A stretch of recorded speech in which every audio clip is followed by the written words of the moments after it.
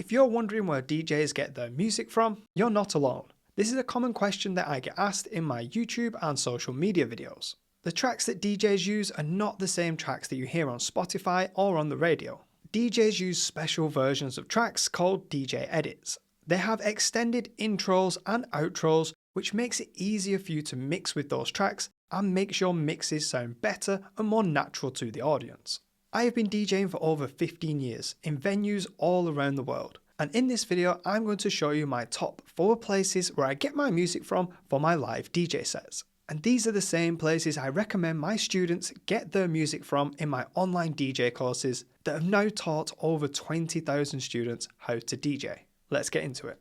First, I'm going to show you the difference between a normal track that you might find on Spotify or on the radio and a DJ edit that you want to use to DJ with. So right now up on the decks, I've got the same track on both sides. I have Crank That by Soulja Boy. If we listen to the track on the left hand side, this is the original version that you might hear on Spotify. And it starts like this. Soulja Boy, tell. Hey, I got this new dance for y'all called the Soulja. Which you might be familiar with. Now that is very hard to mix and DJ with because it comes straight in with the main instruments and vocals of the track. But if we have a listen to the track on the right hand side, this is the intro version, or also what's known as the DJ edit.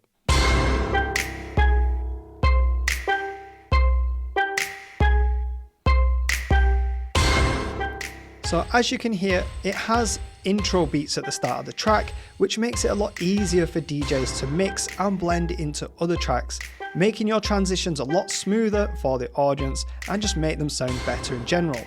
And then it goes into the main part of the track here. Soulja Boy, tell. Hey, I got this new dance. Now you can DJ with both these versions, depending on the style of mix that you want to do. But in general, especially when first starting out, it's easier and better to DJ with the intro versions or the DJ edits with the intro beats at the start. Now there are 2 main ways in which you can get these DJ edits of tracks for DJing with. These are DJ record pools and DJ streaming links. DJ record pools are where you can download the actual music files directly to your laptop or computer with files such as MP3 or WAV.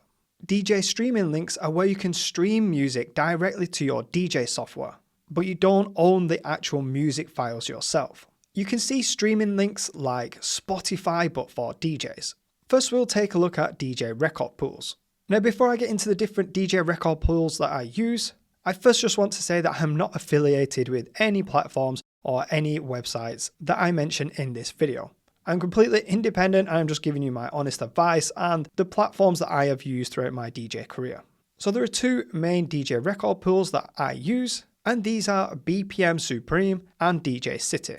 So first we're here in BPM Supreme, and you can go over on the left hand side here and look at what tracks are trending, new releases, or you can just go to the top, and this is what I use the most, and just search for the tracks. So first let's try the track Soulja Boy, Crank That. And then you can see this first option here as Crank That Soulja Boy, and you can go to this right hand side here where it says download, and you can get the different versions of tracks. So we've already discussed the 2 different types. We have the kind of Spotify or radio edit that doesn't have any intro beats at the start, and then we also have the intro versions. You can get both types of the track here in this platform. So on the left here we've got the clean version of the original mix. Then we've also got the intro clean version, which will be the DJ edit. So it's also known as an intro version. Then you've also got other options such as the instrumental, and it does vary depending on the track. And from here we just click this and download it, and it will download straight to your laptop or computer, and then you have that MP3 file for yourself.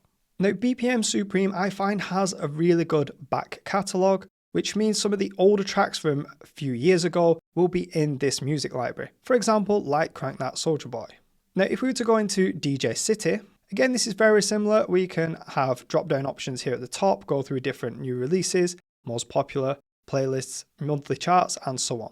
Now, I do find that DJ City doesn't have as good of a back catalogue, so you can't find as many of the older tracks on this platform. I do find it a little bit better for remixes.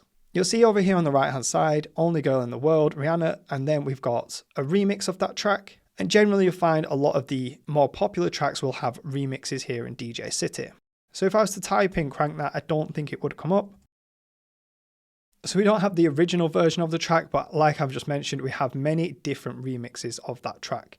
So this is really good if you want some original tracks that other DJs might not have or other people might not have heard in the clubs and bars. It's a good resource for getting remixes. And again, you can just download this track. So if I go to the three dots here on the right, you'll have the different versions that you can download.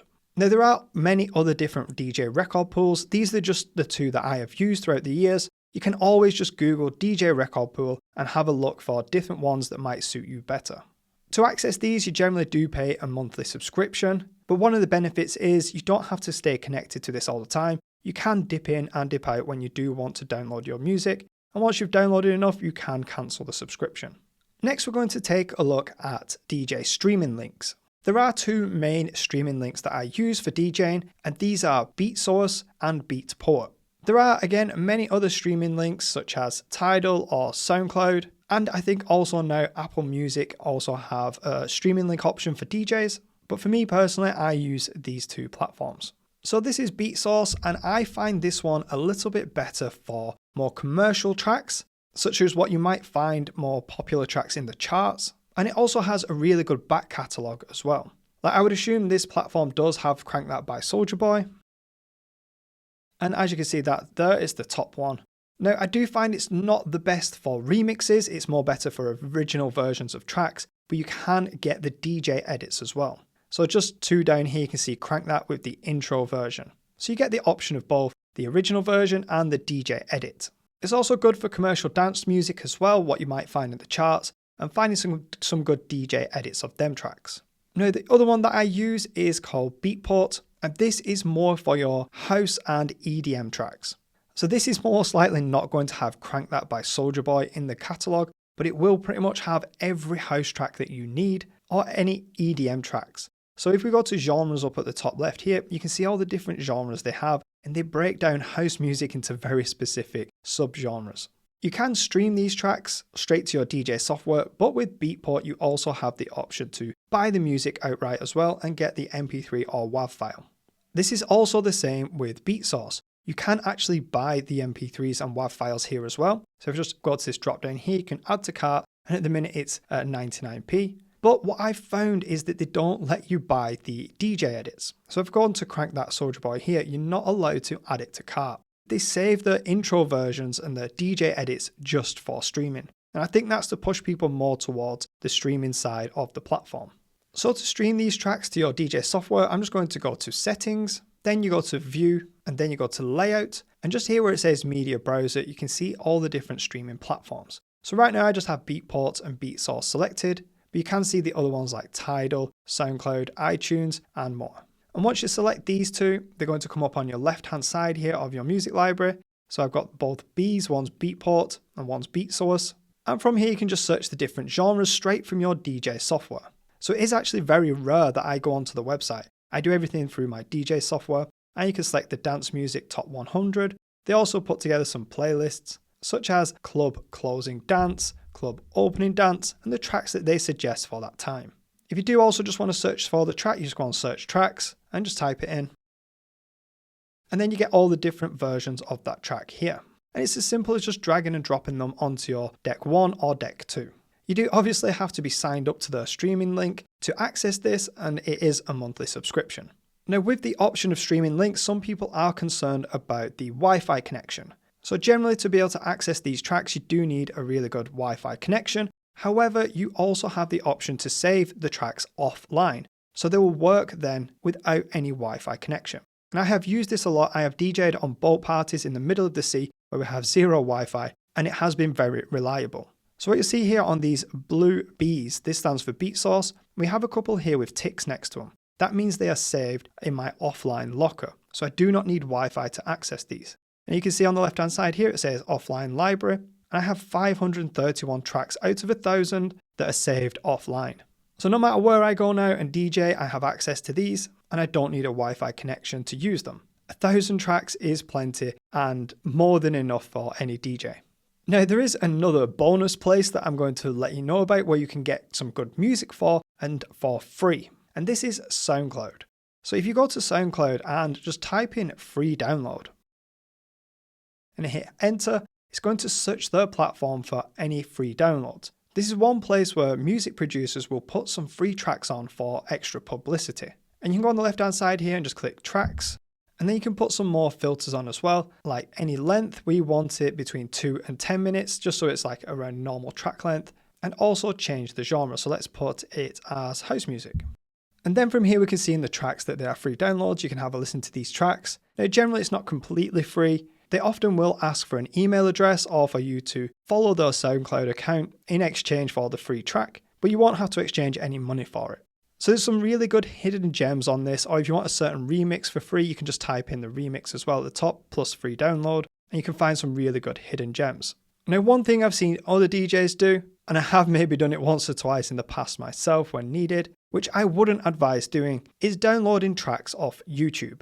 Now, if you use YouTube converters to get YouTube videos into MP3s, you generally don't get the best sound quality. And it does make a difference when you go to DJ at bigger events and venues that have bigger sound systems and bigger speakers. You really can hear the difference in the quality in the tracks. They're just not as punchier or as loud. And if you want to build up a really good music library and take this seriously, I would avoid using that option. So now I'm just going to quickly finish up with a few pros and cons that I've found with using these different platforms. And first we have some pros of using the DJ record pools. One of the main pros of using a DJ record pool is you get to keep the tracks forever. These are your tracks and you can build up your own music library over time. You can take them anywhere with you want and you will always have them. Now you do have to pay a monthly subscription to be able to download these, but once they are downloaded, they are yours. You can cancel that subscription and you will keep them tracks forever. However, one of the cons of the DJ record pools is that it does take a while to build up your music library. You have to take time searching for tracks, downloading them to your laptop, and then also organizing them on your laptop and then into your DJ software. Another con that I have found from using DJ record pools is that you tend to be tempted just to download every song that you can. Because you're paying a subscription, you get access to a lot of tracks that you can download. It feels like that any song that comes up, you just want to download it to your laptop. But what I have found with this is you end up just getting a cluttered and messy music library. So that one is really in your control, and you just have to have a little bit of constraint and not download any track that you just see and be quite specific in what you do download. I often see this with beginner DJs. They try and get as many tracks as possible, as they might think that more tracks makes them a better DJ, but that's just not the case. I talk about this topic in my free email series, where I give 30 ways to improve your DJing in 30 days. And if we scroll down here, you'll see that one of them is how many tracks is enough. And in this email, I just talk about how many tracks is enough for a DJ, and especially when getting started. So if you do want some extra DJ tips and advice for free, all I need is your email and I'll send these across to you in 30 days. Now, one pro of using a streaming link for DJing is you get access to a whole music library instantly. As I've shown you before, I'm here on BeatSource now. I can just literally go into hip hop and R&B, go to top 100, and literally just drag the top number 1 track up at the minute in hip hop and R&B straight to my DJ software and start using it. It's a very quick process, very accessible, very easy to use, and you have access to the whole music library. This can also be great for requests as well if you're DJing live and someone asks for a specific song, or if you just have a quick idea of a song, you can just drag it up straight away. There's no need for you to go on an external website, download the track, put it into your music library, and then upload it again to your DJ software and play it from that. Now, one of the main cons of having DJ streaming service is that you don't own the music. You have to pay a monthly subscription, and as soon as you cancel that monthly subscription, you lose access to all of your music and all of your playlists. So to be using it, you've constantly got to be paying a monthly subscription. Now for me, right now, I use a combination of all these 4 platforms. I haven't found one platform that will give me every single song that I need for DJing. I am an open format DJ, which means I play across multiple genres, so I need to access different styles of music for my DJ sets. But if you were a very specific DJ, for example, you only did hip hop and R&B, or you only did house music, picking just one of them platforms might be suitable for you. Now, if you want to learn how I organize my music into playlists ready to DJ with, make sure you check out this video here where I explain how I organize my music for DJing. Thanks for watching, and I'll see you in the next video. Bye for now.